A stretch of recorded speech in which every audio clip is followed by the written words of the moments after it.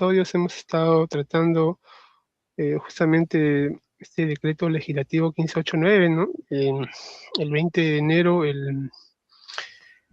se realizó una audiencia pública en el Tribunal Constitucional, ¿no? Donde el Colegio de Abogados de Puno presentó una demanda de inconstitucionalidad, ¿no? En esta demanda también participó la abogada Mar Pérez, ¿no? Donde dio sus fundamentos, ¿no? Para considerar que estas leyes eran lesivas, ¿no? Con respecto al derecho a la protesta, ¿no? Y bueno, pues, lo vamos a invitar a continuación. Hola, ¿cómo están? Buenas tardes a los dos. Buenas noches. Muchas gracias por la invitación y la oportunidad de explicar algunas cosas que no me dejaron explicar durante la audiencia porque me interrumpían a cada rato. Sí, así es. Muchas gracias, Mar. Nuevamente nos visitas, ¿no? Y agradecemos mucho tu buena disposición. Sí, justamente comentábamos, ¿no? Que interviniste en esta audiencia pública donde el magistrado César Ochoa te preguntaba, pero no te daba el tiempo para fundamentar, ¿no? Era un ataque tras otro, ¿no? Digamos, ¿no? ¿Puedes comentarnos por qué este decreto legislativo es tan lesivo para el derecho a la protesta?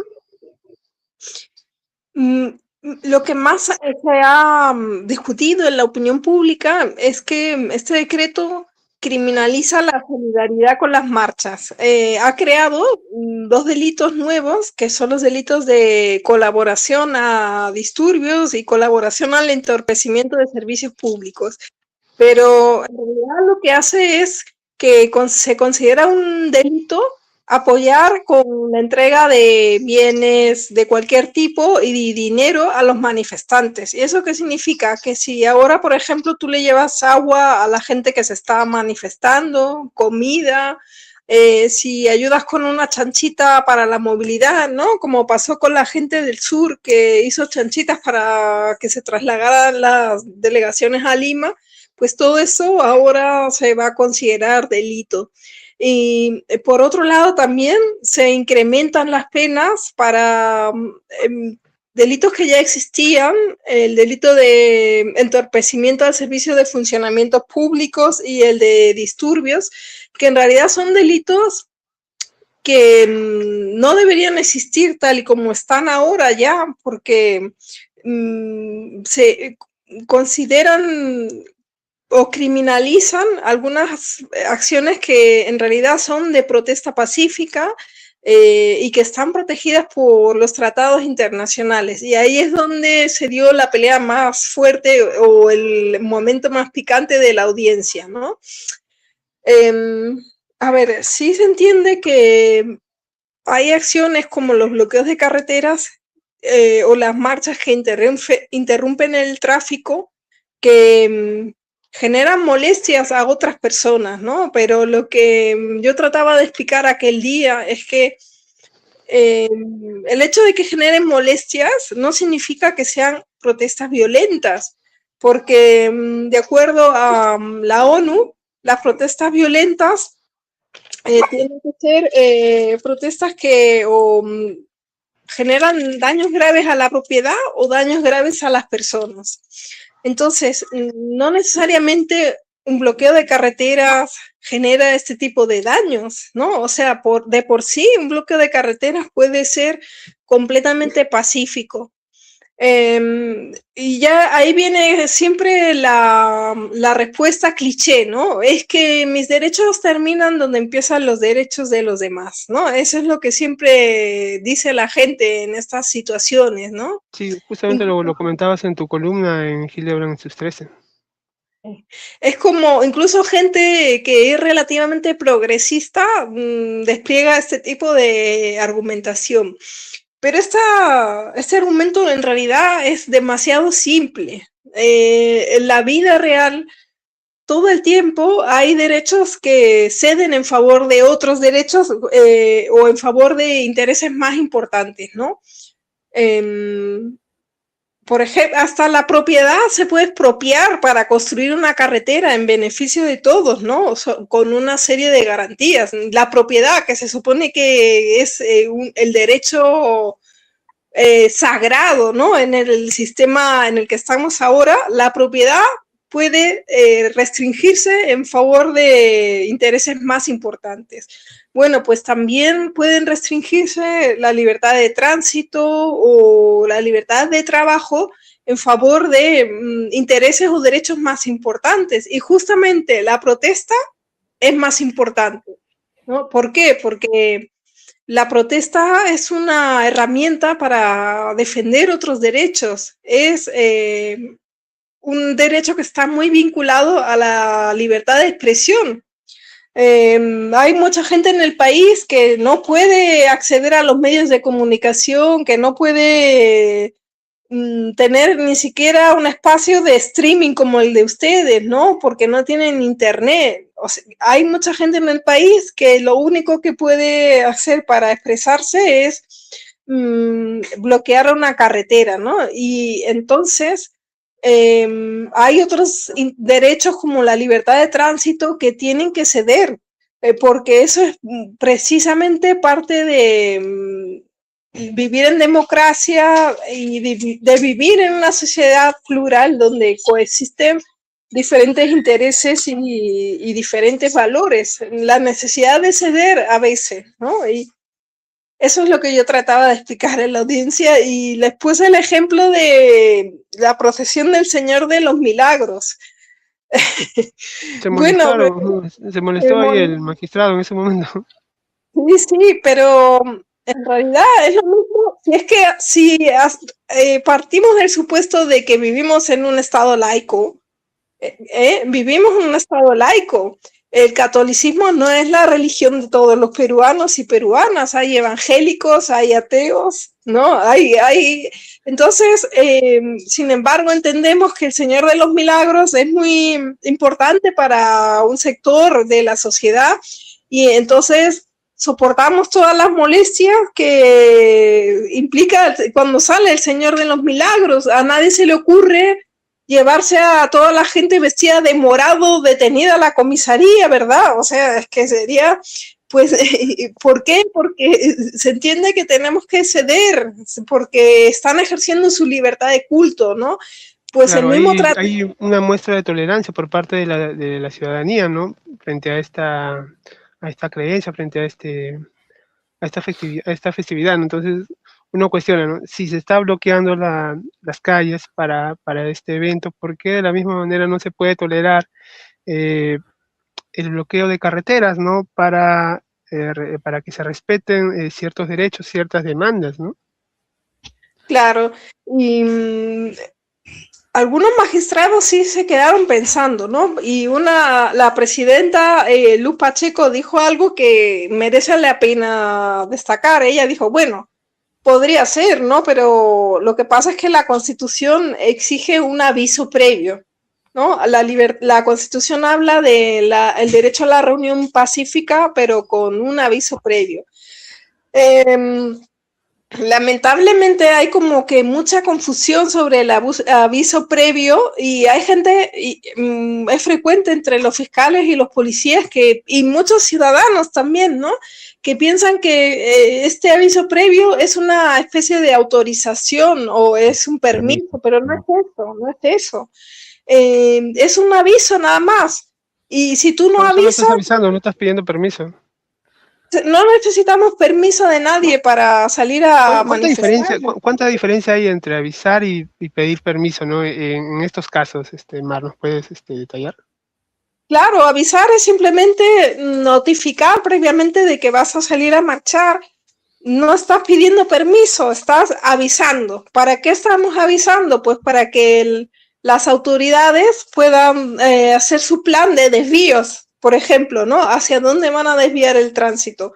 Pero incluso si no avisamos, las protestas no son ilegales, porque de acuerdo con la ONU, incluso se protegen las protestas espontáneas.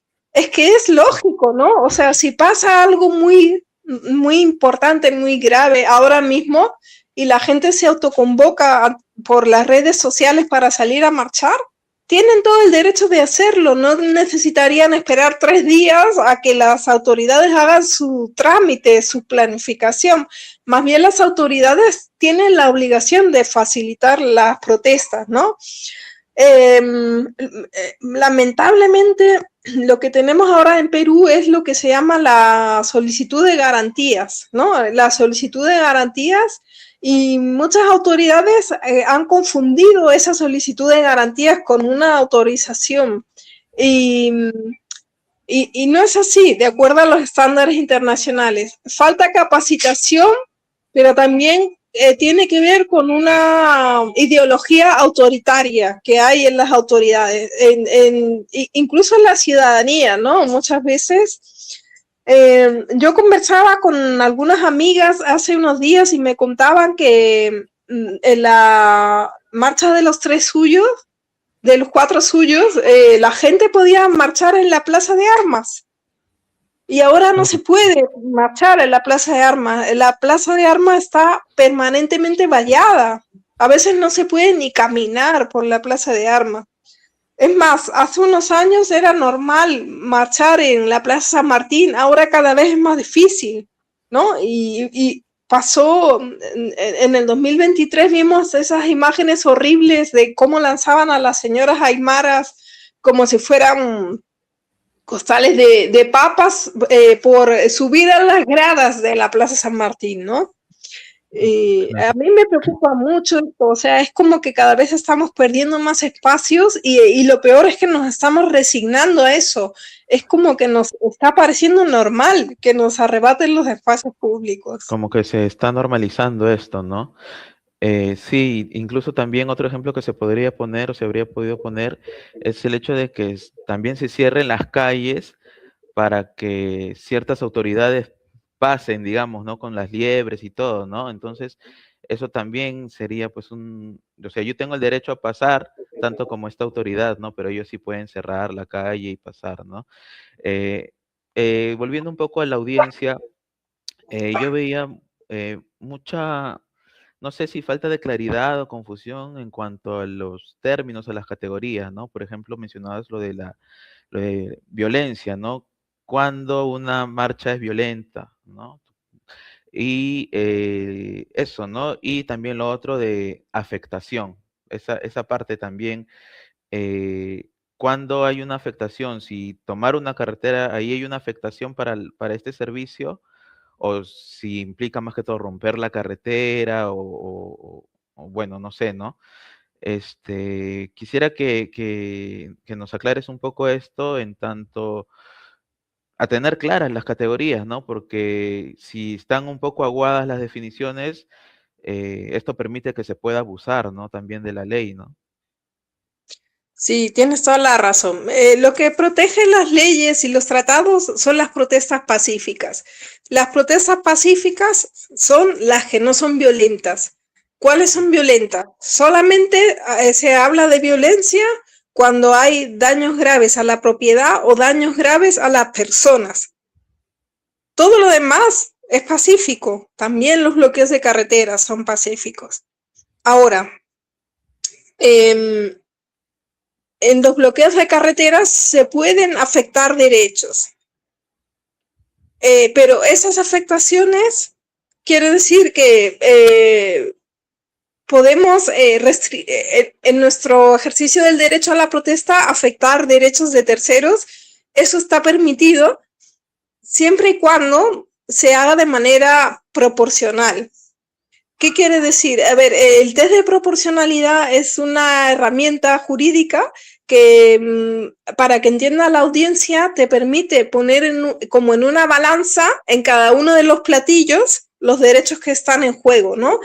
En este caso, por ejemplo, tendrías en un lado de la balanza el derecho a la protesta y en el otro lado de la balanza el derecho a la libertad de tránsito de las personas, ¿no? Entonces allí tendrías que hacerte una serie de preguntas. Por ejemplo, las personas que han salido a protestar, están saliendo a protestar, antes de bloquear la carretera, han intentado comunicarse con las autoridades y no han obtenido respuestas. Bueno, la verdad es que la mayoría de los casos, cuando vemos estos grandes bloqueos de carreteras, en las comunidades que tienen conflictos con las mineras, en el caso de los trabajadores de la agroindustria, en el caso de las comunidades que sufren derrames de petróleo,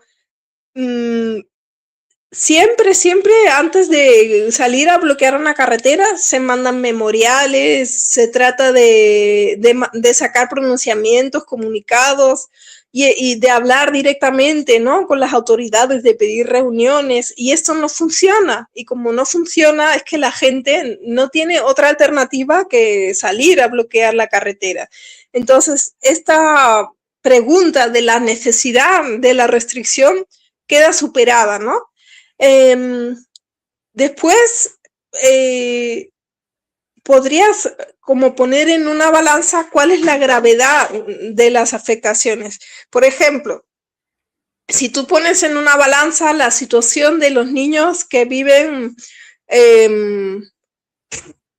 con altos niveles de metales tóxicos en su sangre, ¿no?, por los derrames de Pluspetrol, ¿no?, y ves la incomodidad que supone para las personas que están transportando mercancías, tener que esperarse unas cuantas horas, pues sin duda es mucho más grave lo que está pasando con los niños, ¿no? Entonces sí sería proporcional una protesta. Lo que te exige el test de proporcionalidad es que analices el caso concreto, la protesta concreta y los impactos concretos que en cada caso se tienen sobre los derechos de los demás. ¿Se pueden afectar derechos de terceros en una protesta? Sí, pero lo que se exige es que estas afectaciones superen el test de proporcionalidad, ¿no? Por ejemplo, la marcha mal llamada Marcha por la Vida. Es una marcha que hace gente que lo que están haciendo es pidiendo que le nieguen a las mujeres sus derechos sexuales y reproductivos. Y además son gente que tiene medios de comunicación día y noche a su servicio, son gente que tiene muchísimo poder en las instituciones del Estado. Por ejemplo, lo vemos claramente en la ley que se ha aprobado recientemente, ¿no?, eliminando el enfoque de género en la educación sexual. Entonces, un bloqueo de carreteras o una interrupción del tráfico que hagan estas personas no se justifica de ningún modo, no supera el test de proporcionalidad, porque ellos tienen otras herramientas a su servicio para poder avanzar, ¿no? En cambio, si vemos por la situación de los trabajadores de la agroindustria explotados con contratos que duran 3 meses, y si forman un sindicato simplemente no les renuevan el contrato, o sea, para ellos claramente una medida de fuerza es proporcionada porque no tienen otros recursos a su alcance, ¿no? Entonces lo que se plantea es, ¿podemos protestar afectando derechos de terceros? Sí, pero estos tienen que ser proporcionales a los derechos que estamos exigiendo, a la gravedad de nuestra situación, ¿no? Entonces, por eso decimos que no es tan sencillo como afirmar que mis derechos terminan donde empiezan los de los demás. No es así, ¿no? Los derechos tienen que ceder ante situaciones graves y urgentes.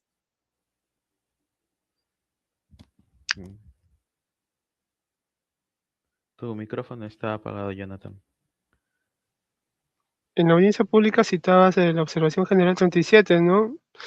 Y bueno, pues ahí los magistrados, bueno, parece que les incomodaba, ¿no?, que constantemente te remitas a esta observación, ¿no?, y te decían, ¿no?, dinos, ¿no?, con tus propias palabras, ¿no?, lo que piensas, ¿no?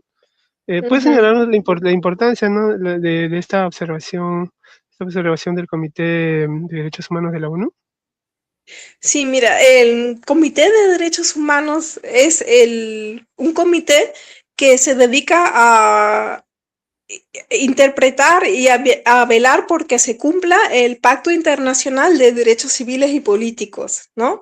Es uno de los tratados de derechos humanos más importantes que existen.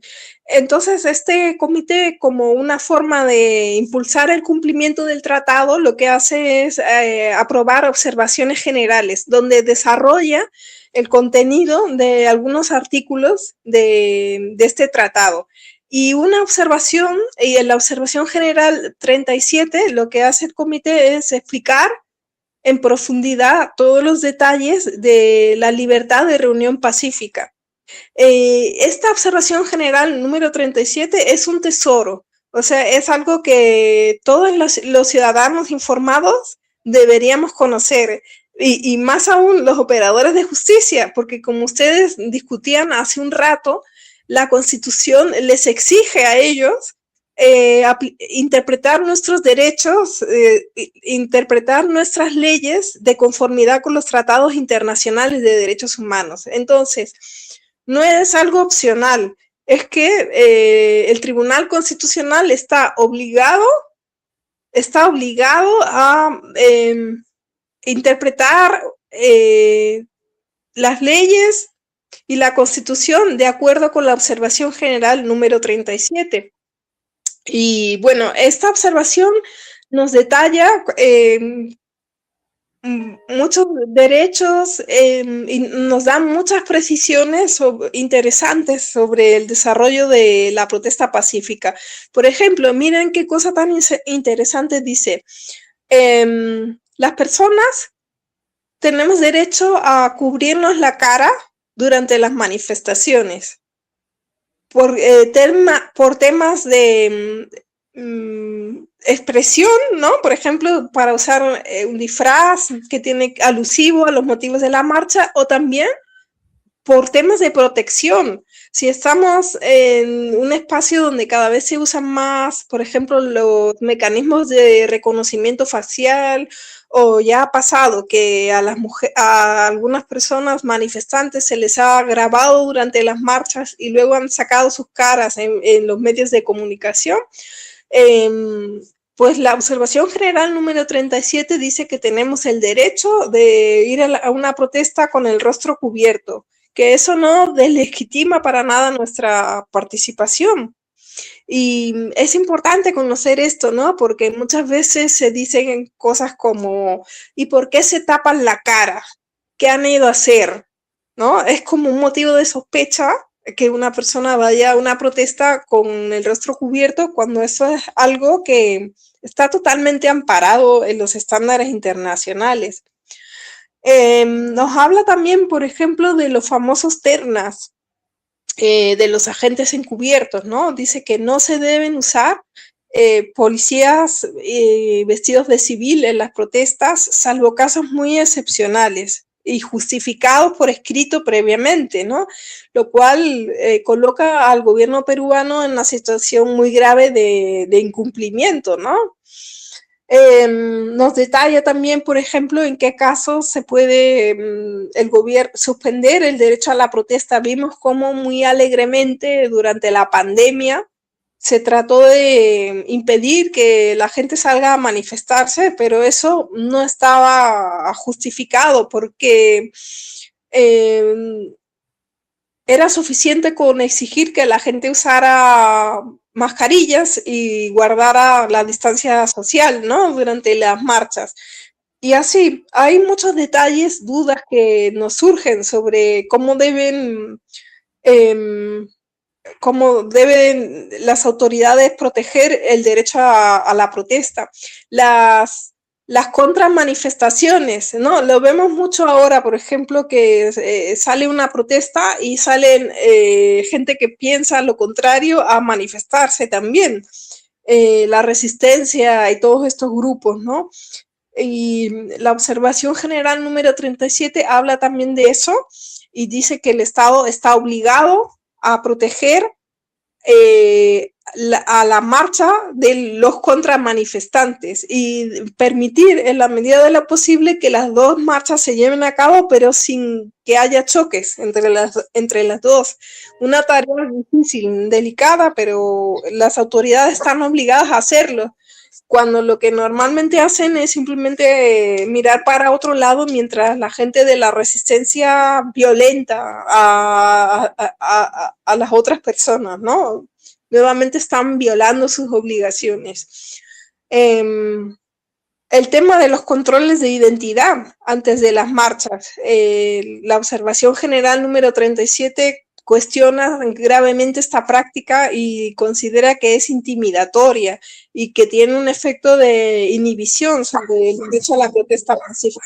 Disculpen, pero tengo aquí un perro que es medio gritón.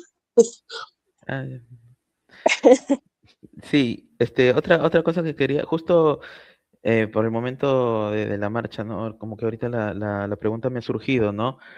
Si bien es cierto, existe el derecho a manifestarse, a ir pues a la calle, a pararnos enfrente del Congreso, etcétera, llega un momento en que la policía o a alguien se le ocurre decir, ¿sabes qué? Y es el momento de sacarlos. Entonces viene, porque yo he estado en muchas manifestaciones y ocurre así, ¿no? Llega un momento en que la policía ya empieza a empujar, empieza a provocar, eh, y hay una especie de riña y vienen los gases y toda esta represión.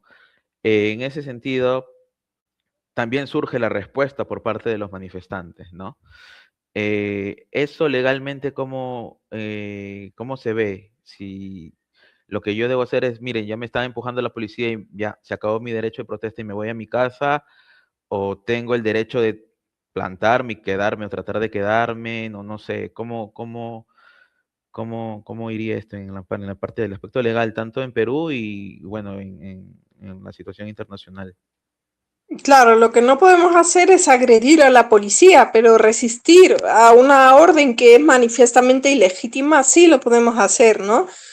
En cuanto a la dispersión de las protestas, solamente se justifica cuando hay una situación de violencia generalizada por parte de los manifestantes. Entonces, por ejemplo, si hay alguien que tira una bombarda, pues la policía tendría que identificar a esa persona, pero no tendría justificación para disolver el conjunto de la manifestación, aunque lamentablemente eso es lo que hacen, ¿no? Claro. Y otro aspecto que quería consultar era sobre la solidaridad, ¿no? Lo que se mencionaba en un inicio, ¿no? Eh, ¿Cuánto podría afectar, por ejemplo, si yo le regalo una botella de agua a un manifestante que supuestamente ya este manifestante luego al ir a una calle en conjunto, ¿no? La cierran, se puede decir que es un delito, o bueno, es lo que quieren, ¿no? Que esto es un delito, y yo estoy colaborando con ese delito, en ese caso también me afectaría. eh, ¿Hasta dónde? O sea, ¿hay posibilidad de que esto se declare inconstitucional? Porque yo no sé tampoco ni siquiera lo que podría hacer el manifestante posteriormente, por ejemplo, ¿no? Entonces, ¿cuán grave es esto, no? Porque en ese sentido. Sí, justamente uno de los peligros que hemos denunciado de esta ley es que está redactada en términos muy ambiguos, de manera que sí existe el riesgo de que se sancionen acciones tan claramente cívicas como la que tú acabas de mencionar, ¿no? Se le deja demasiado poder a los jueces y a los fiscales como para que puedan considerar delito prácticas de este tipo. E incluso los magistrados del Tribunal Constitucional durante la audiencia señalaban que estaban preocupados por esto, ¿no? Entonces... Sí, el magistrado Gutiérrez justo le increpaba al procurador, ¿no? Le leía el artículo donde Puso dice, ejemplos, incluso, provee ¿no? cualquier bien mueble, objeto o instrumento que coadyuve. Es decir, si yo tengo, no sé, un pancito, le invito a alguien, ya estoy atentando, estoy colaborando al delito de entorpecimiento, no sé, del funcionamiento, y eso era muy, muy genérico, ¿no? Mm. Sí, tal y como está la ley ahora, podría dar pie a situaciones de este tipo, ¿no? Y en realidad recordemos que ya se han producido muchos abusos, ¿no? Incluso sin la ley, pero que nos dan pistas de por dónde quieren llevar la cosa, ¿no?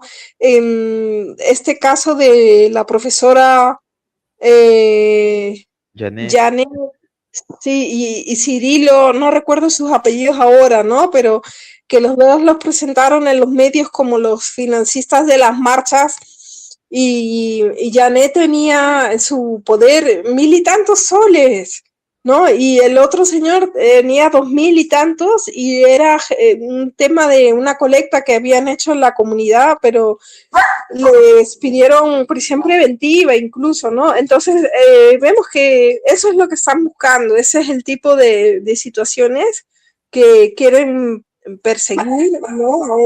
Lo que quieren hacer es sembrar el miedo, que sea cada vez más difícil organizarse, y de acuerdo a la observación general número 37, incluso los actos preparatorios y el financiamiento de las protestas están protegidos también, como parte del derecho a la protesta pacífica. claro, hemos visto eso, ¿no? En el caso incluso de la universidad, ¿no? De San Marcos, ¿no? Que se les brinda el ojo y, bueno, la policía interviene, entra, ¿no? Entonces, incluso, ¿no? Yo recuerdo, pues en esos años habían colectas, la gente iba, dejaba sus víveres, etcétera. Todo esto se pretende perseguir, me parece que ya es una actitud política, ya se nota que es político, ¿no? Que no se quiere, o sea, se quiere criminalizar la protesta y se quiere criminalizar la solidaridad con la protesta también, ¿no? Entonces, eh, no sé qué tantas esperanzas, por así decirlo, hay de que se declare inconstitucional esta modificación a la ley. Es difícil adelantar qué es lo que van a decidir los magistrados, pero por las posiciones que expresaron durante la audiencia, la verdad yo me siento optimista de que al menos en esta parte de la solidaridad va a haber un pronunciamiento favorable, ¿no? Y también ahora que conversamos me estoy acordando que mientras fueron las marchas, empezaron a recibir muchas personas comunicaciones de los bancos.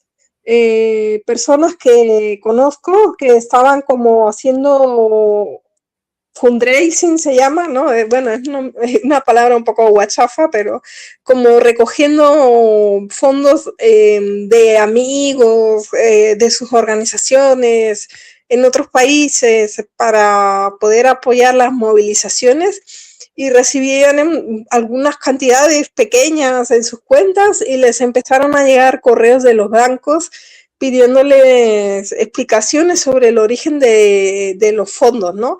Entonces, todo cuadra, no es casualidad. Parece que hay una estrategia del gobierno de bloquear las marchas desde el componente logístico, ¿no? Y sabemos que ese es un componente muy importante, sobre todo si pensamos en personas que se movilizan desde el sur del país hacia la capital. Lamentablemente, eh, cuando se movilizaron en su ciudad, los asesinaron, ¿no? Y no los escucharon. Se entiende entonces por qué la gente piensa que para que les escuchen tienen que venirse hasta Lima a marchar. Y entonces lo que busca el gobierno es imposibilitar esto a través de barreras logísticas, y este delito de colaboración básicamente abona a esa estrategia.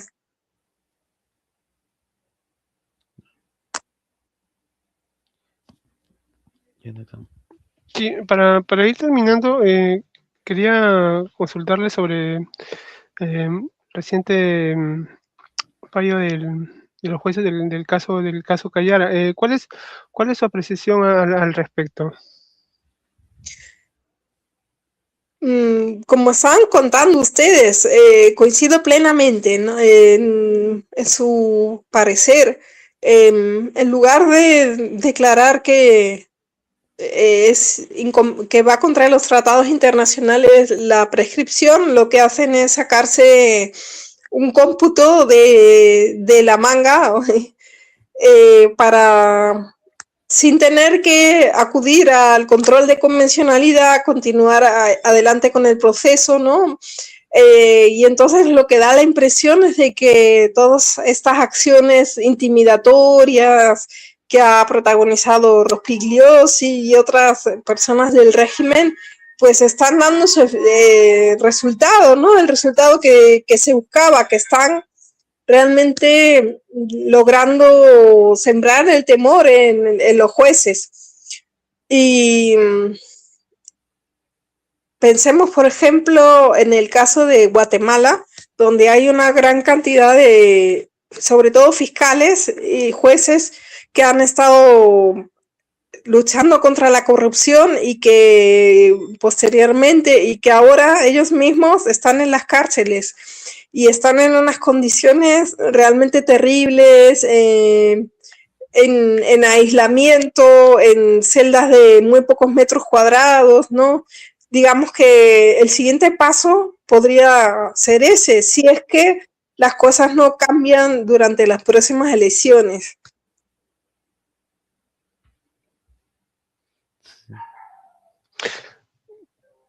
Luz Pacheco estuvo bueno, en unas actividades que realizó la Corte Interamericana de Derechos Humanos, ¿no? Ella justificó el indulto a Fujimori y la ley de amnistía, ¿no? En una reunión protocolar que tuvo con la Corte Interamericana de Derechos, ¿no? ¿Usted cómo ha visto la participación, ¿no? de la presidenta del Tribunal Constitucional? Sí, y también les insistió mucho en la necesidad de darle mayor espacio a los jueces locales, ¿no? Se ve como una avanzada más, un recorte más en esta línea que ya vemos a nivel internacional incluso, ¿no? De que el multilateralismo cada vez tiene menos peso, los tratados internacionales de derechos humanos cada vez tienen menos peso. Lo de Luz Pacheco es en realidad más de lo mismo, ¿no? Completamente alineado en esa corriente. Si no, se le vio bastante informal, ¿no? Aprovechando los seminarios, aprovechando estas reuniones protocolares para plantear, ¿no? Estas demandas, ¿no? Que deberían hacerse en audiencia, ¿no? Muchísimas gracias, Mar Pérez, ¿no? Por tu tiempo, ¿no? Esperemos conversar con usted nuevamente, ¿no? Más adelante, ¿no? Muchas gracias a ustedes por la invitación. Hasta pronto. Gracias, Chao. hasta luego. Pues.